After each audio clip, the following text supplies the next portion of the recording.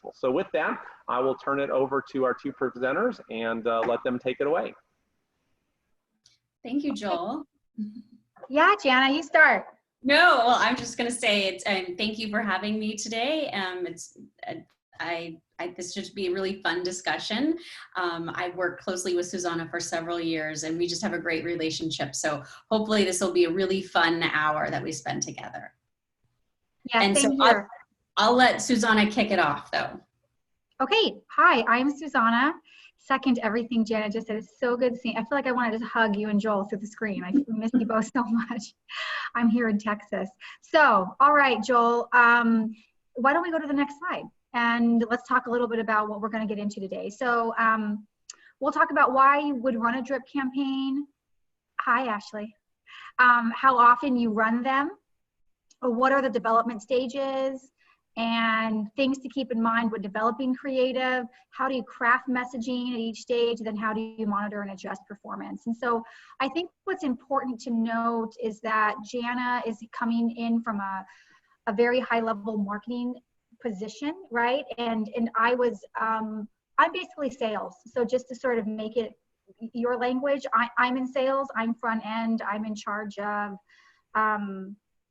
the front end folks making it happen, right? And Jana was our wizard behind the scene with all the marketing magic that she created. So just so that you have an understanding of what our relationship was in the context of your world.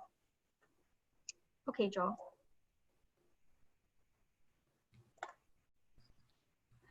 So just to start off, triggered emails versus a drip campaign. So everybody has a different word for this. This is what we call it. Triggered emails. I just wanted to talk a little bit about the difference. So, and there is a difference, and there's a different purpose for both of these. So triggered emails, this is simply based on movement and whatever the sales cycle is. So they submit information, there's a trigger email. They buy something, there's a trigger email sent. And examples of this are below. So a welcome to, thank you for your interest. Any sort of information that you would send to them on their current stage. So as they progress through your sales cycle, them being triggered an email to let them know where they're at and what are next steps, right? That's really important. As well as milestones. I mean, some companies do birthdays or anniversaries or what have you. So that's a triggered email. And then drip campaign, that's really what you do to nurture a lead. And so it's in between your sales cycle, whatever that is. It's those drips that help get them from point A to point B, and then point B to point C, and ultimately to get them to buy the product, right? And so that's a nurturing campaign, and you can fill that with a lot of great information. If you do it right, they'll continue to want to receive your emails. If you do it wrong, you're cut. And so it's really important to be thoughtful about your drip campaign. And Jana has some great slides that talk about sort of what to involve there. But drip campaign should include the benefits of the product, features, and then overall value of your brand or your product. So, I think the biggest thing on this slide for me is that it really does continue to, it keeps you and your product top of mind. And it also should be a brand extender. It should continually build your brand. And it's free, right? Unless you're having to pay for an email service. I don't know if you all have one, so it might not be free in that case. But it also, it allows you to do some really good A and B testing, right? So it's a good way to test out any creative, certain types of fonts, different taglines. And so it's really a great way to see how it's percolating with your audience before maybe running it on a larger scale on your website or on billboards or what have you. So I know that Jana would like to use it just to sort of test out how do things look, how do they feel, how are they being received.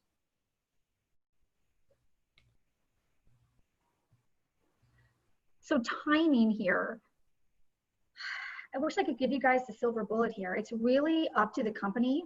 What I will tell you again is a word of caution in that we are an email heavy society, and it's, I mean, it just I mean, all I can do is think about how many emails I'm getting right now from Clark's Shoes or whatever I'm into right now, right? I mean, a company that comes to mind, and Jana always uses this company, and she is so right. The one email that I always open is it's Costco. They don't overburden, they don't overshare, they're not in your face, they're not, they ring true, and their timing is appropriate for me as a customer. And I think that is important. And so when you guys are figuring out what your drip campaign is, you really want to think about your brand. It's important, because opting out, it's a huge red flag, and we monitor that closely. And so the sales cycle should be considered as a part of the longevity of your drip campaign. You just don't want it to be too much, right? I think that's the point of this slide. You just don't want it to be too much, and it needs to be meaningful. And again, Jana has some really good ideas later on in the presentation. So I'm going to let her talk a little bit about her ideas. Really quickly though, Suzana, is there a length of time that is too long, right? I mean, how long is too long to not be in front of someone? I know it still matters a little bit, or difference by company, but how long do you think is too long for any kind of an organization to not be communicating with their customers? Well, the sales cycle really depends on that. So for higher education, for example, it takes folks in online, it takes about 6 months for someone to really just, they need to make a decision or not. If it's residential, they're making decisions a year before classes even start. So a drip campaign for a residential higher education company would be a year. So I don't know how long your sales cycle is, but for me, I wouldn't want to continue, I mean, I don't know, 6 months for me. I'm sure Jana has a different tolerance level, but I would say about 6 months is enough, because I have a feeling that your sales cycle is much shorter than higher education. And so I would say that you want to give them 6 months. I don't know, Jana, what do you think? I'd love to know your opinion. I think Costco is a really great example. So Costco has trained their customers to know that they're going to get a monthly email with all the sales and specials. So when you get that email, you're so excited, because that's going to announce to you what's going to happen for the whole next month. And so for them, they don't do more than that. So they do one, maybe if it's a certain time of the year, seasonal, if there's holiday specials or big sales going on, they'll do more emails and more mailers. But that's what works for them. And so they've built a lot of anticipation with their audience for their triggered and drip emails. So yeah, I would say probably 6 months. That's what I'm going to say, 6 months, but it really depends on your sales cycle. So what I would say is that I wouldn't go more than 1 or 2 sales cycles out, Joel. So for a meeting venue, that might be, depending on, if you're a year-round venue, you're going to stay in the space on almost like a monthly basis, because you're Costco, right? You're open, and every month you're starting to fill the next few months on the calendar. Maybe you're going quarterly. If you're a summer-only operation, then maybe you are gearing up in early fall to push towards that, and then you're shutting that off at a certain point, April or whatever, because then you're not worrying about it until you come back around in September and really pushing for the following cycle. So to your point, it's important to kind of know your business and then plan that out, and they're going to share some examples of how that all unfolds. Exactly. No, that's a really good point, Joel. It really is. So so these are details, right, that I put on. So again, the length of the entire sales cycle is really crucial. And then understanding the length of each phase of within the cycle itself. So for enrollment, right, in higher ed, there's 12 different steps. I don't know how many steps there are for you all in your sales cycle. So you need to not only know the entire length of your entire cycle, but then how long it takes to get from one step in your sales cycle to the second step to the third example, so that you really understand how many emails should I send between this and that? And then overall, what does it need to look like? And even more importantly, how you identify those that have taken that next step and take them out of the drip, right? You don't want to be sending folks old information. So that is almost as important, because email is a really great, cheap way, an effective way to meet your customers where they are, but it's really also easy to make yourself look foolish, to be quite honest, because if you're sending them the wrong information, it just makes you look like you don't know what you're doing. So it's important to also tag folks for the right phases, but also get them out so that so what they're receiving makes sense. And then a recommendation is something that I know Jana did all the time, is she signed up for competitors' RFIs. She submitted the information and she saw what are they doing. So I would strongly encourage someone to do that. If you aren't already, you probably are already doing that. And then figure out what's their brand, and then how does that compare to what your brand is, right? Are they really aggressive? Are they too salesy?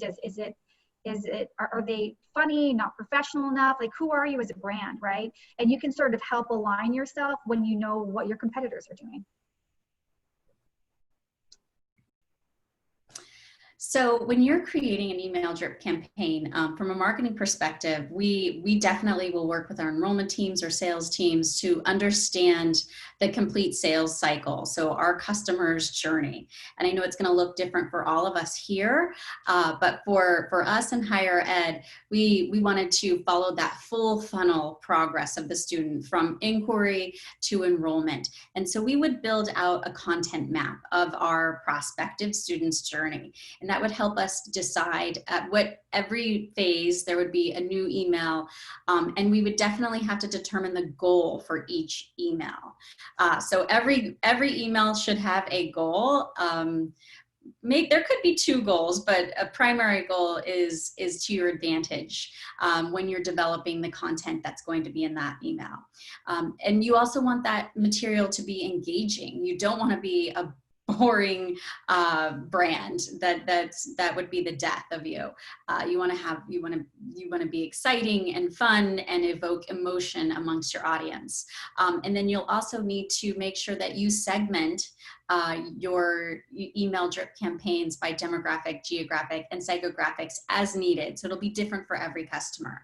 And I have examples of all of this information as we go through here. But first, I want to talk about some email basics. So these are just like the basic things that we really need to think about when we're creating emails. And the first is you definitely need to design for a mobile experience. And so we're talking about responsive design. It doesn't necessarily mean it doesn't have to be responsive, but just has to be designed for smaller screens. So if you think about how much we're checking email just as an adult population, almost half open their email on a mobile phone. And younger audiences, it's almost up to 75% that are opening it on the telephone, or on their mobile phone, excuse me. So we definitely need to keep that in mind. And if you're working with any marketing automation software or a CRM that is distributing your emails, they should be able to help with they should make responsive design really easy and simple for you.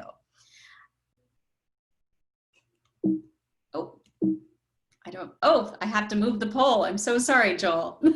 Hold on. Sorry about that. No. Yeah, just click that. There you go. There you are. There, okay. Now I can advance the slide.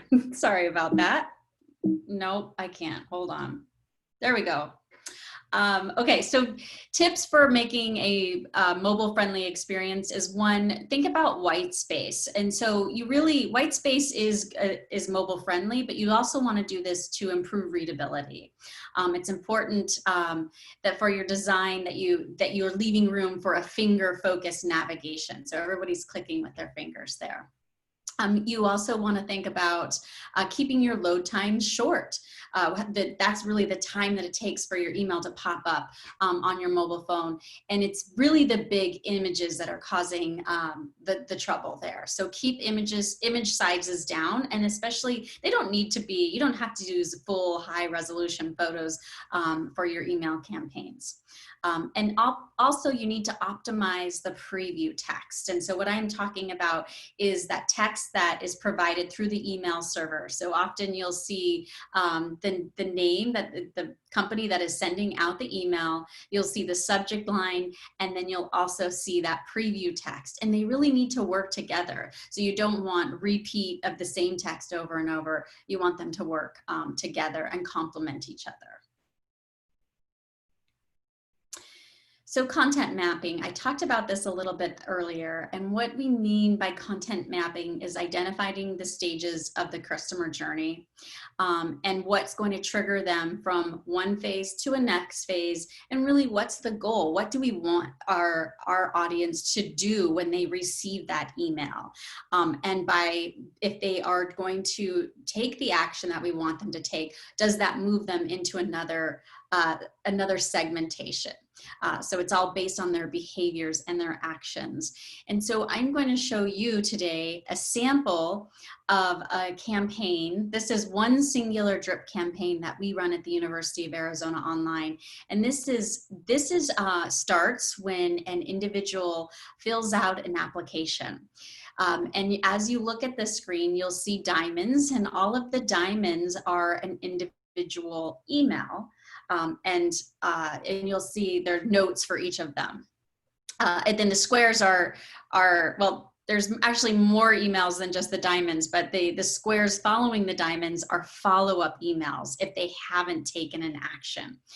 So for example, I know this is probably very small on your screen. You might not be able to see everything, but once they fill out the application, we split them into stealth and non-stealth, meaning did they have interaction with our enrollment team prior to filling out the application? Because if they haven't had any involvement with an enrollment counselor, they might need more information. So we want to make those emails a little bit more robust than the other emails. So we already split them into two groups, and then partial submitted, that's our vernacular that we use in enrollment management across higher education. But as you'll see, just the diamonds represent 10 different emails. And this is one phase of our customer journey. And then if you add in all of the squares that are needed to remind customers if they haven't completed that action, this email drop campaign could run from 10 to 20. Most of our audience does take an action by the first or second email. So not everybody's going to get 20 emails. And most people would only, if they do everything very quickly and efficiently, they might only get 3 of those emails. So they're going to be moved out of this drip campaign as soon as they accomplish the behavior or the task that we want them to. But this content map also provides us with a visual for our marketing team to develop the content and really look at it and spread it out and think about the singular goal of what we want to accomplish at each stage and what that email should say. So I want to talk about that goal for the emails. And every email might have a different goal, but they're primarily going to be either to nurture your audience, keep them interested, drive awareness, maybe say thank you, maybe re-engage them, or they're going to be straight information. I mean, a lot of emails just have to be informative, explain a process, provide instructions, maybe a newsletter. And for those 2 types of emails, the goal that we would have as a marketing team is to get them to open the email. But if there is a goal for your email to take an action, maybe to sign up for a webinar or fill out an application, maybe renew a subscription, then that's what we call a call to action.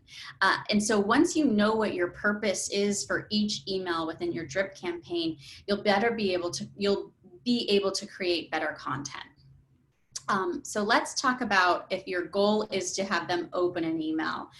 You're going to be paying attention to the click-through rate, and we call those CTRs, which I'm sure all of you have heard that acronym. If you haven't, it's very simple. All it means is all of the emails that you sent out, how many were opened minus the number that bounced. And those are the emails that, the email's no longer valid. And you'll definitely want to clean your list very frequently so that you can get those out of your system. So that's just a basic click-through rate.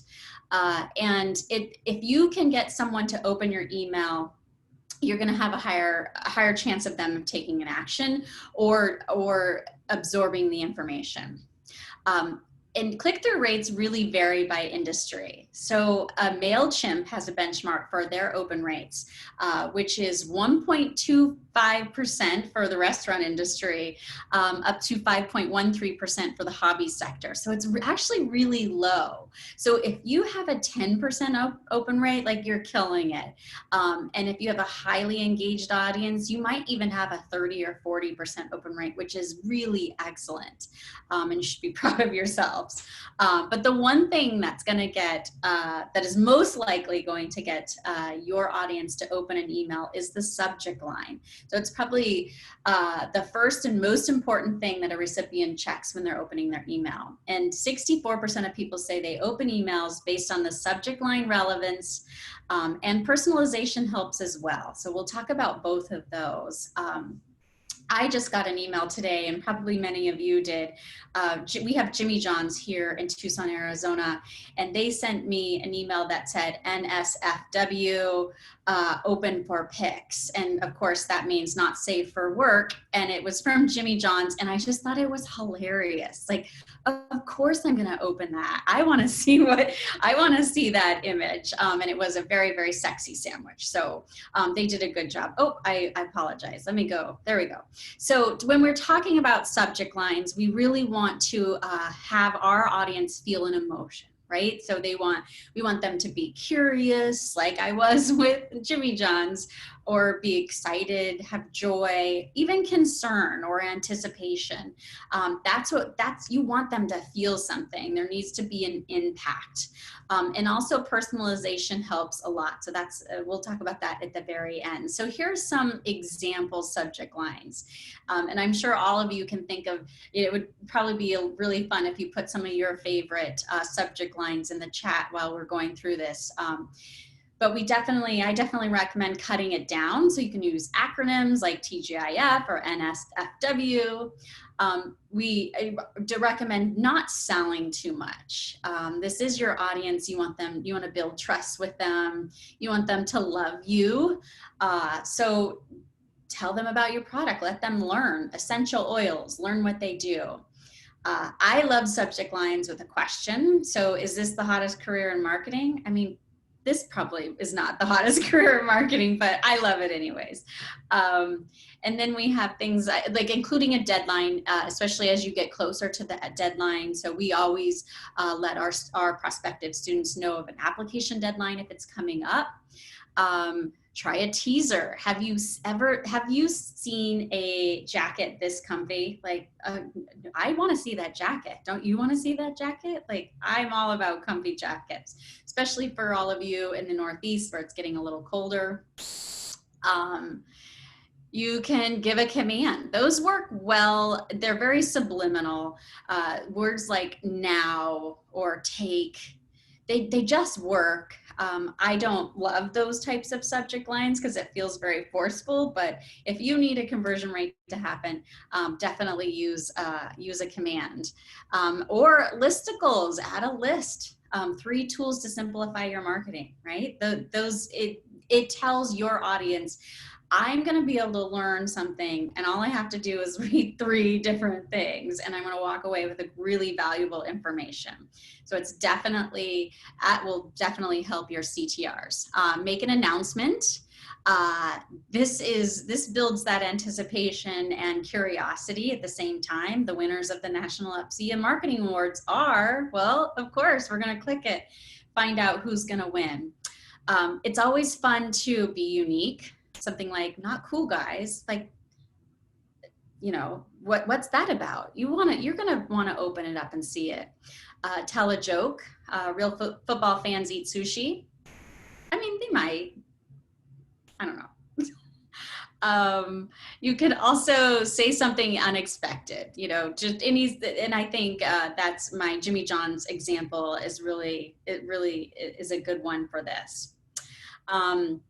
Use multimedia. Emojis and subject lines always seem to work well, depending on your audience age and the product that you're selling. And then personalization is really at the top of the list of ways to get your audience to pay attention to an email. So Jana, these are the financial tools you need. I mean, I need to open that because I definitely need some financial tools to help me stop online shopping. So I know it's tailored to me. I'm gonna open that email, and what happens when you open an email is you're gonna absorb the information, and if there is an action that needs to be taken, it's just gonna be easier to get them there. So, hey, Jana, really quickly before you move on from that one, I can't remember if we've shared it in a previous webinar or not, but we also have a list, and I'll find it, I'll send it out in the follow-up materials of, I think it's like the 15 words or maybe it was 25 words that you never should use in a subject line because spam filters look at them. So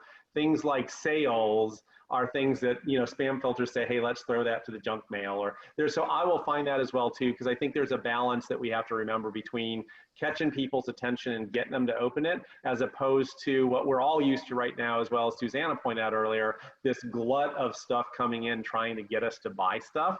And so you have to manage what you put into that subject in a way that also avoids the spam filters. And some of your, again, if you're using some of the bulk email clients or some of the CRMs, they will help you with making sure that your subject is not highly ready to be thrown into a spam filter. And if you should always check those things before you send them out.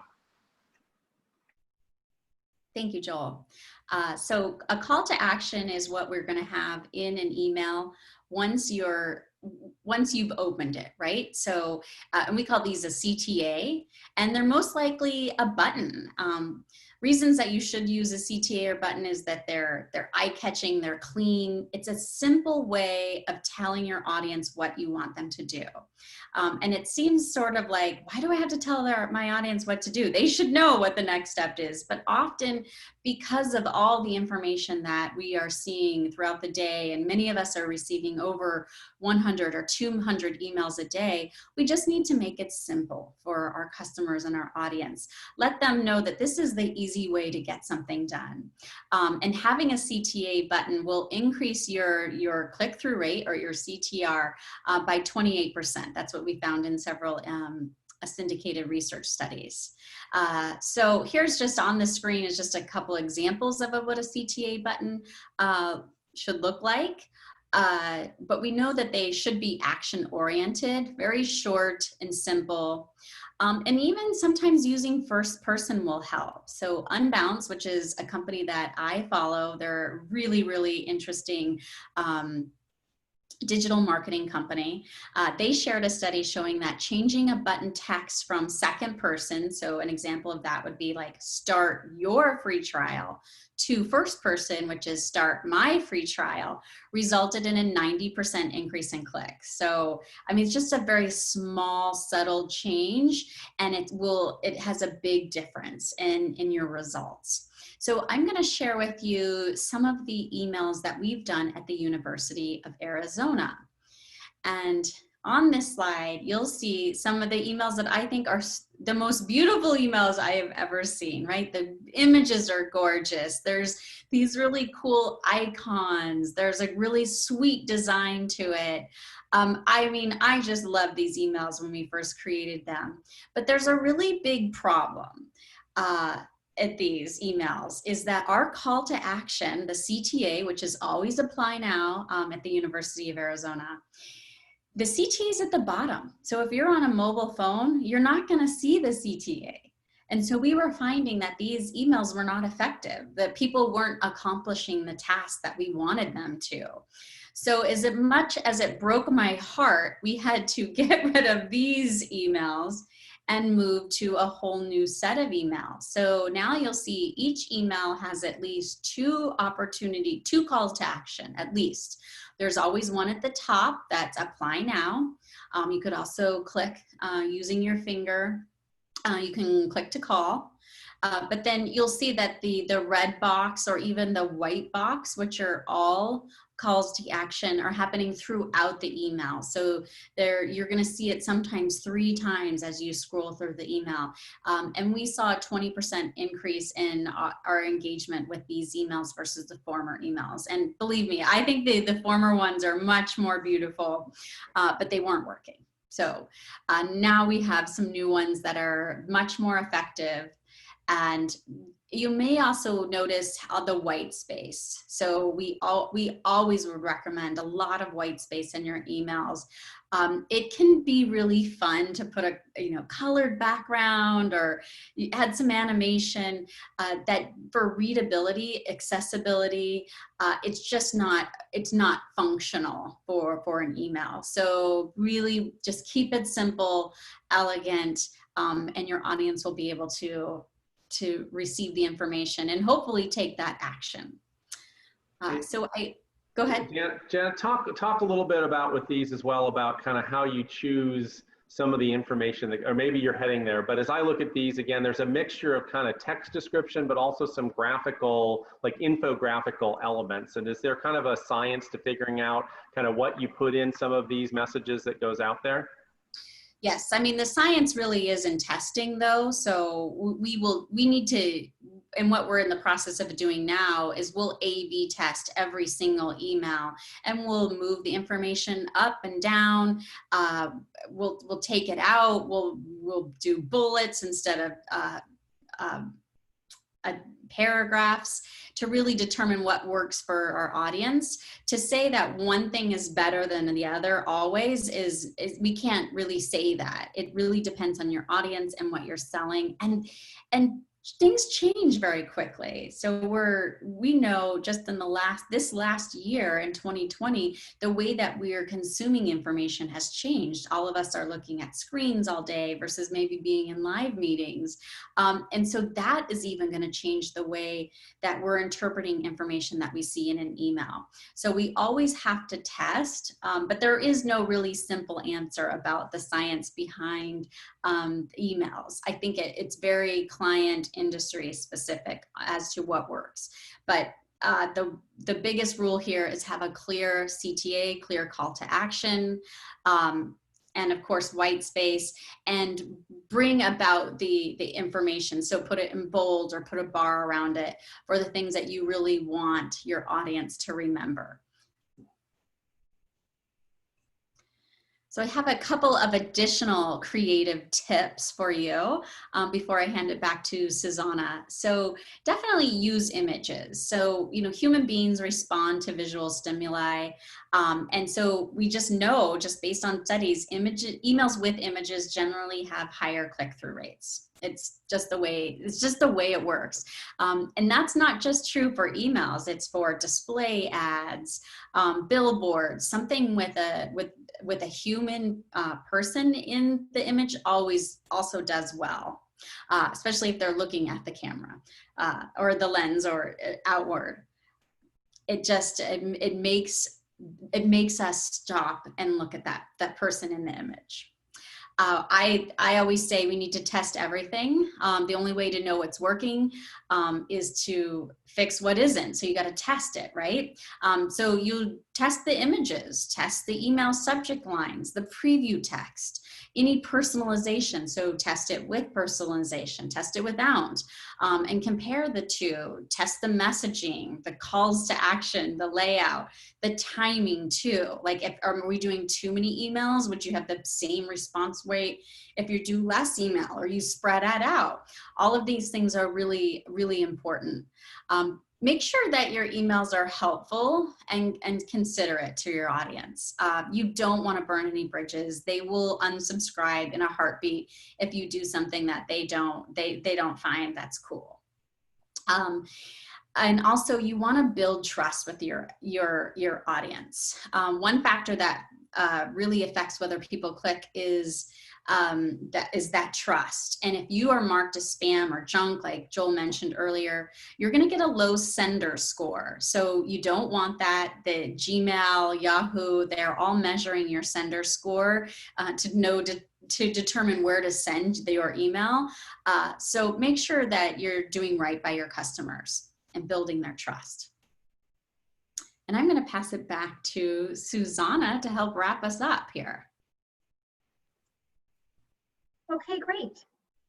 So thank you, Jana. It was like amazing. I was thinking, yeah, that's right. I've learned, I mean, I know these things, but it's so good hearing them from you and just working with you. So technology capabilities, this is actually a really important one, folks, because if you don't have the technology to make this happen, it's sort of dead in the water, right? And so I know that Joel did a technology a poll just now, and I think that the majority of us are using Salesforce. I'm on Salesforce as well. So do you have email and technology? I think that's number one, right? And even if your current CRM does not have email and capability and doesn't have the ability to do all of these things, you can always purchase another technology that can be linked into your CRM. So there's a lot of options there. In terms of collaboration and seamlessness, it's just critical, right? I mean, all of the items that Jana spoke about earlier it really should be embedded into what you all are doing for each of your products and your sales cycles. They will all look very different based on what you're selling. So step one really is to genuinely know exactly what the process is, and then figure out how you want, what the directions are, how you want them to move through, and then really what's your personality, right? What's your brand? How does that all fit together? And as far as sales activity, it should center around I put students here, but I meant to put customers. It should be centered completely around your customers' engagement in the drip campaign and or movement through the sales cycle as a complement to other emails being sent out. But I think a big point of clarification here too is I know we're focused on drip campaigns for the audience, and it's all about emails. But what I will say though is that for me, email should not replace human interaction. I think that there is a complement to it. I think that phone calls and human interaction, I do. It's not as important on the front end of the sales cycle. What I will say to you is that texting, chatting, emails, that really is the bulk of communication at the front of the sales cycle. But as your customers start moving closer to completing the sale, the more likely they may want more human interaction. I don't know if that's true for every product out there. I know that it's true for the industry that I am in. And again, it's based on the complexity of the sales cycle and building trust with your audience. And so just something important to keep in mind. And so as far as next steps, analyze results. Jana spoke to this. Click-through rate, right? Delivery, view rate, open rate, right? All of those things are crucial. You want to segment your population, just like Jana talked about. Jana, what are psycho? You had that for demographics, and you mentioned, I forget what the word is. Can you quickly? That was the question I had actually. So psychographics is just whether or not they're interested in something. So we'll segment the audience based on if they like certain types of movies, maybe. Are they an action movie lover? And Google does a really good job of helping us develop these different segments. And depending on which CRM you're in, you can target. But for us, for email drip campaigns, at the University of Arizona, that's hard for us to do because we don't know a lot about them yet. For other industries, you might know a whole lot about your customers, especially for consumer products. You're going to know what types of products they're shopping for and what type of person they might be. And that could definitely impact the content that you put in an email. Okay, thank you so much. I'm watching Nurse Ratched right now, so I was thinking, I didn't know if they took a poll or what. Okay, so thank you, Jen, appreciate it. Connect emails to landing pages. I mean, I think that's important so that you ensure a seamless look and feel. It creates comfort for your audience. And then just test like mad. I think that's really important here is you just do A and B test like mad so that you know what works and what's effective. Okay. And can you, one of the two of you really quickly, just talk a little bit more about an A/B test and how you go about doing that, kind of what that looks like, you know, how do you identify the group and how do you change it up and how do you evaluate the results? I think, again, that's one of those things I had to go look up when we first started. There were a lot of things I had to look up. Like I told Jen and Suzana as we were getting ready for this, like the very first day they walked in and started talking drip campaigns, I nodded my head a lot and went, yeah, drip campaigns. Then I left and went back and Googled what is the drip campaign. So if others in the audience today are like me, don't be ashamed to be like, I don't know what some of these terms are. But I learned very quickly about, you know, drip campaigns and A/B testing and segmenting and all of the other things that are a big part of this. So talk a little bit more about A/B testing. I'll let Jana go because she's the one that did them. Okay, so when you A/B test an email, you're gonna want to test one thing at a time. I think that's very important. You don't want to change 3 things in an email and then have that would be your A email is the existing email you have, and your B email is what you change. And you don't want to change 3 things on that B email because then you don't know how to explain what contributed to the difference. So for example, you want to test your subject line. You have your original email, which is your A, and your B is the email you're going to change, just the subject line. Nothing else. You want it to be exactly the same. That way, when you see which email performs better, you can attribute it to the subject line. And what you can do it a number of different ways. You can do your A email for 1 month and your B email for the next month if you don't have the ability to do them simultaneously.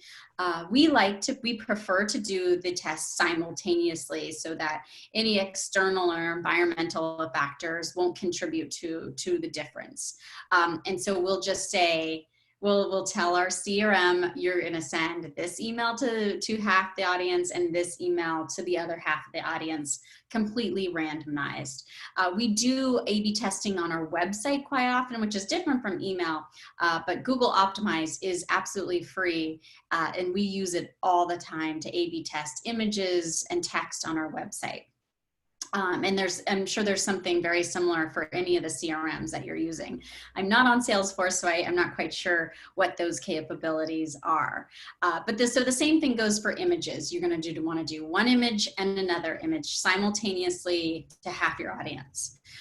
And then, you know, if you want to do 3 or 4 images, you still want to do 2 probably at a time, split your audience in half. So you're going to have to keep doing the test over and over and over until you find the winning image. Does that help, Joel? Yeah, it helps a lot because I remember in the beginning it was like, okay, we're testing color this month, and then we're testing placement of the call to action on the page, and then we're testing keywords in our message. So the message didn't change much, but a few keywords to try to evoke those emotions were out there. So when I remember when we did our rebranding exercise and we said, okay, original message, new keywords, let's see which one performs better. Fortunately, after our rebranding, the new stuff did perform better, so we knew we were on the right track. But all of these things work in conjunction with one another to be able to do that. So we have a couple questions that have come in, and so I'm going to go ahead and queue those up really quickly. One was from Cara. She wants to know if you're looking to increase your follows and likes on social media, would a call to action via email or a drip campaign be effective for that? Sure. Yeah, absolutely. So, you know, follow us. Most emails will have the social media icons at the bottom. But if you really want that to be your main goal of the email, just ask your audience to follow you, but definitely give them a reason to. Like, what are they going to get for following you? Why is it going to be worth their time? What is it going to mean to them? Really make it about your audience. Don't make it about your brand. Perfect. And then from Brian, he's got a question here. With people choosing dark modes in web browsers, email apps, and operating systems, do you see a trend of people changing from white space with dark text to black space with white text? So how are you dealing with the dark mode problem that maybe some of the browsers are now doing on mobile devices? Well, we test our emails in each browser in several different modes before we launch them. So if you are doing an email with a white background and dark text, the browser should automatically flip that when the device goes into dark mode. But so I don't see that changing because we have to do what the browsers are going to want us to do, and they do prefer a white background, so they can easily flip it in the evening. I think that answers your question. I think so too. That's great. I might not be exactly on top of the trends though. I'm not in the tech space, so if someone else has any other tips, please feel free to share them.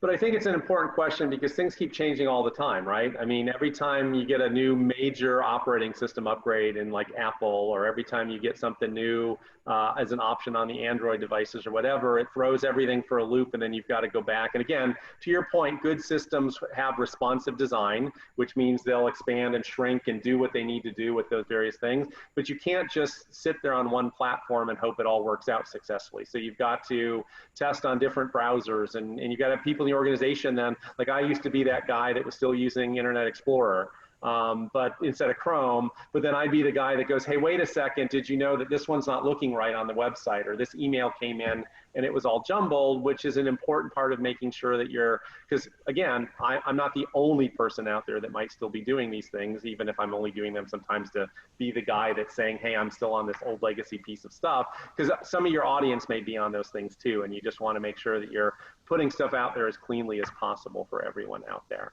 And we've seen a couple of different notes about A/B testing in the chat as well too. So one of the things that I think is important for venues, and we've got about 8 minutes left, so if anyone's got other questions, please jump into the Q&A box and send them out for Jana and Suzana.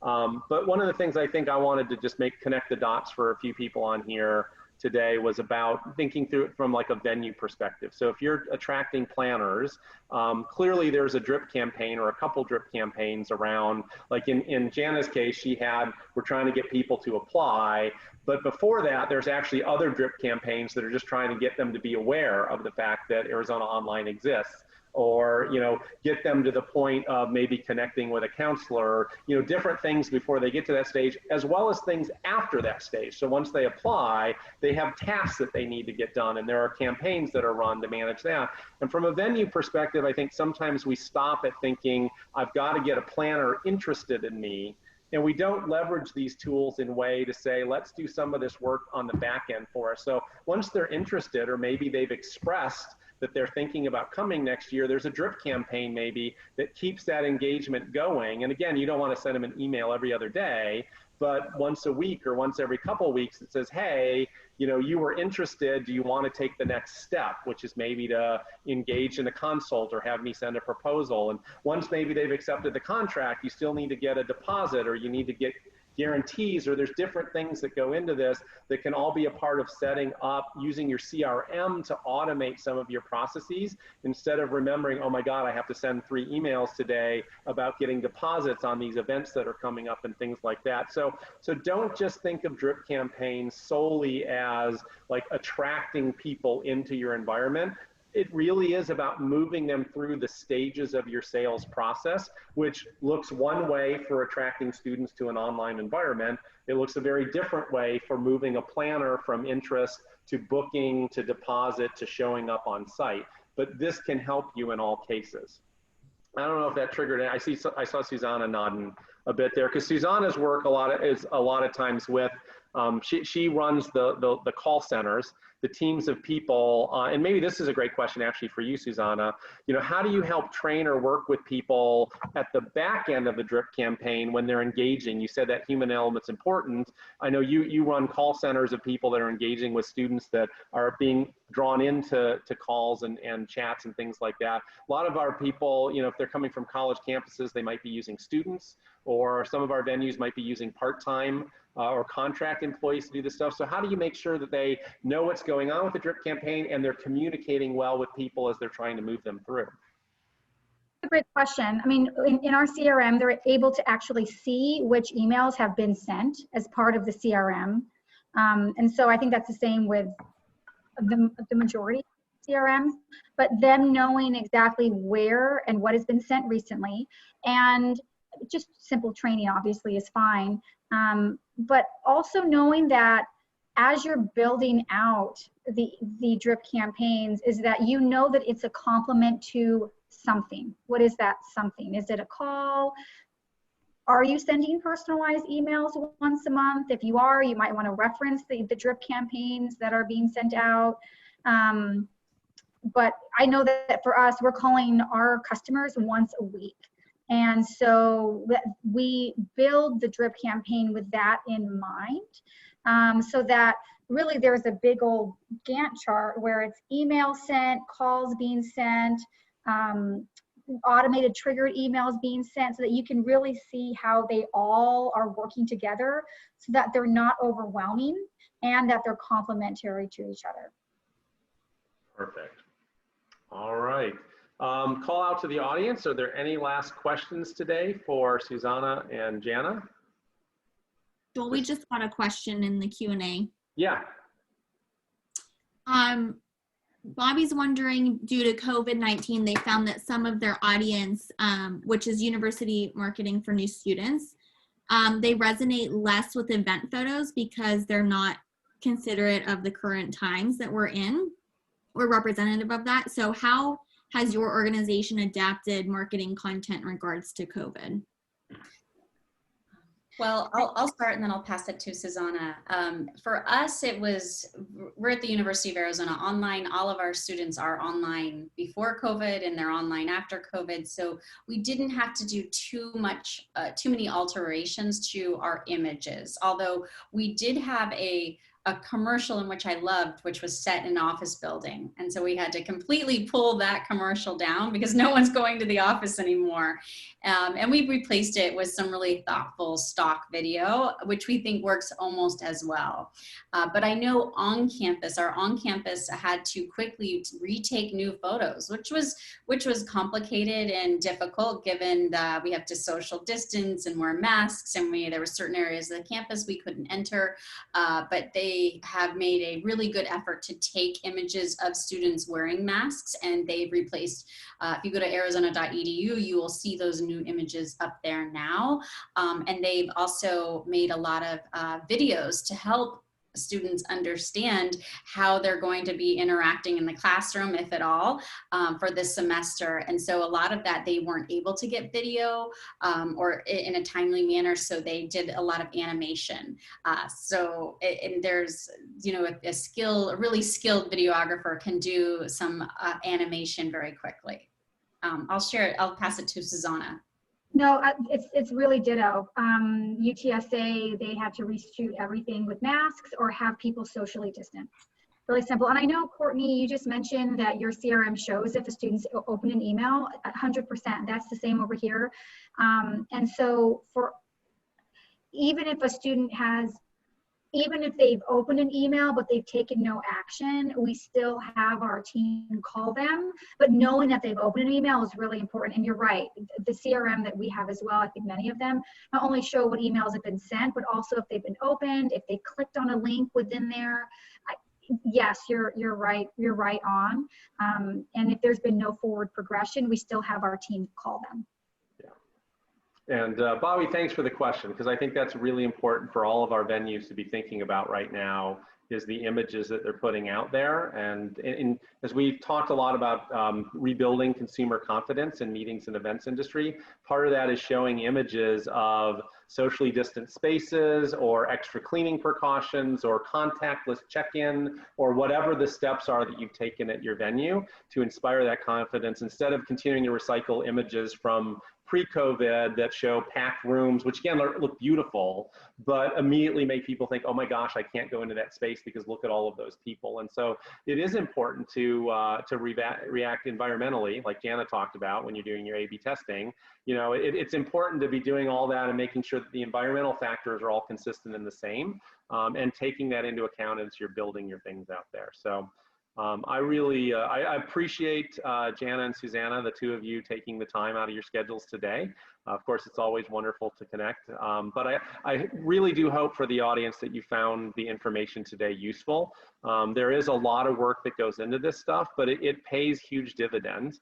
And especially if you build it out like Jana showed in the flow chart, and then you work through the various messaging and work with your marketing and your branding and your copywriters and whoever it is. And again, I know some of you are one-people shops and you're going, how can I possibly do this? There are resources out there that can help you. Unique Venues does offer resources to support this kind of work as well, so you could always reach out to us and see where we could help. But there's usually people around you that can help do these things.